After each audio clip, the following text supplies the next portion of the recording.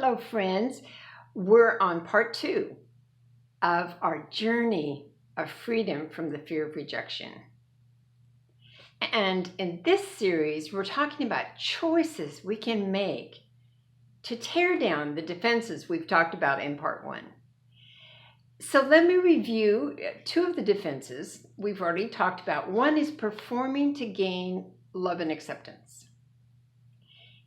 And to counteract that, our choice was to release the perceptions that we have of what other people want us to be like. And the second one was building a wall. That's a wall we can hide behind. But it isolates us. It keeps us from authentic relationships. So our choice was, let the bricks crumble. Just let them go. Yes, it's scary at first, but then you are in the place that God can begin to give you freedom. Today we're talking about another defense. They're all programmed to hide us. This one is wearing the invisible mask. We're in conversation with people. We seem engaged, we seem friendly, but we're covering up. And we wear masks to hide those feelings of insecurity and self-doubt. We hide perhaps behind shameful past that we don't want anyone to know about. But the interesting thing is, if we take off that mask, God will help us show the person that He intended us to be. And really, we become proof that God can overpower and overcome anything that might be in our past. I want to share a powerful story, actually, that's from my book, Will the Real Woman Please Stand Up?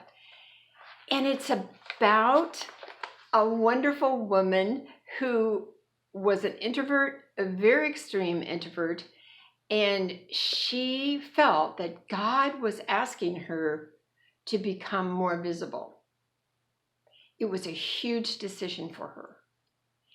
And she decided, I want to surrender. I want to be more of who God wants me to be. A few days later, the conference team that was putting on the staff conference for crew ministry that I used to be a part of, they asked if she would be the MC. Now, this would entail standing on the stage with 5,000 people surrounding her. But again, she had surrendered. So she said, yes, God, you will help me. So when she came up, she made the introduction to the conference, said a few things, and fell into telling us her personal story. She had grown up in the hood. She had known the reasons to hide and to not be visible and to not make waves, and she was very shy as a result. And when she was pondering whether she should say yes to the conference team, she said it was like there was a little girl inside of me that was saying, no, you can't be visible. No, don't be out there. And then she said there was also a teenage girl that said, run away from this opportunity. But she said yes, and I watched her poised and confident. I would have never known that she had struggled to say yes to that opportunity.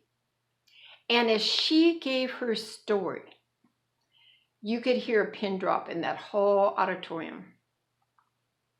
And when she helped them realize that she had made this huge decision and she was standing there because God wanted her to. And again, after she finished, there were no coughs, there were no whispers, there were no dialogues with anybody. They were, I think, just stunned by her honesty. I was too. And I sat in the auditorium and I just said to myself, how could an introvert woman who must have covered up and worn a mask all these years, how could she have the courage But then God began whispering to me, are you willing to be visible?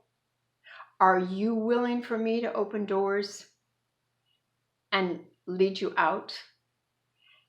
And I had to wrestle with those thoughts. I sat in that dark auditorium in those little seats and just had this prayer time with God. And I knew that He was giving me this opportunity to really step forward. And it is scary, is it not? But I was wearing masks. I was disengaged, although I appeared friendly. I was not connecting emotionally with people. But once I made that decision, it was amazing how many doors He started opening. But He was right there. He walks with us step by step. He gives us wisdom. He gives us words. And the wonderful result of this is that we have the chance to have authentic relationships. We can be transparent for the first time in our lives. And as we think about this for all of us who are listening, what one step could you take? And perhaps there's one person that you don't wear a mask with. Ask yourself, what makes the difference? What does that person say or do or not do that helps me feel so comfortable? But go to that person, spend some time with that person, and then maybe share that you'd like to take a step forward to be able to have the kind of relationships that would really reflect the real person that God has designed you to be. Let me read a quote by Dr. Richardson, again in my book. He says, our relationships with one another erupt with life when we find one another's souls. Some call this way of life being transparent. Others refer to it as showing your true colors. He says, I call it a way of life that is continually stripping off the enslaving masks that weigh down our souls and journeying with God in the freedom of truth, even if that truth sometimes hurts. His descriptions, his imagery there is so powerful, is it not? Enslaving masks. But we're talking today about making that choice to take off that mask. God's promise in Psalm 16:11 is so wonderful. You make known to me the paths of life. I have joy in your presence, and their pleasures for evermore at your right hand. That's such a picture of come, be with me, be in my presence. You don't need to wear a mask. I have made you into a beautiful person. I want you to connect. I want you to be able to have the ministry and the impact that I've designed you for. So, friends, I hope that my story and Kim's story of standing on the stage with 5,000 people as an introvert will encourage you to just take that one next step. And don't we know that one next step can lead to the next step? But I can tell you from my own experience that people have just commented, you seem so much more relaxed. And they talk to me much more readily because I'm sharing problems and struggles. I may say something about my past that I've never told anybody, but yet that's part of being real. So as we're thinking about this freedom from the fear of rejection, we're talking about things that we can do to take off that mask and be more real and be able to begin to experience that freedom.